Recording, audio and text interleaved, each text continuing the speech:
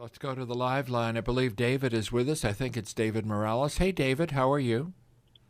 Hey, my question for Mr. Safier is what he thinks about the plight of the teachers in TUSD who there's a $21 million hoarding of Prop 301 money. So you were talking earlier about Doug Ducey, kind of not paying, but then once he does pay, H.T. Sanchez doesn't even give it to the teachers. And that also coincides with the amount that Awad, the former CFO, said that we were going to be in debt by. So we already know that he's been using that money to plug other accounts.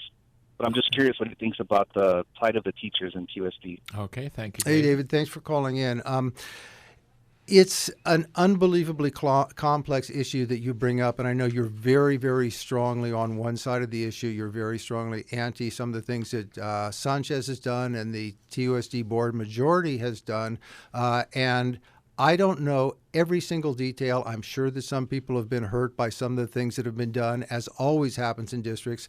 But I do want to mention that you mentioned a former finance officer who, when he left the district, said that the district was going to go wildly in debt because Sanchez was spending like a drunken sailor.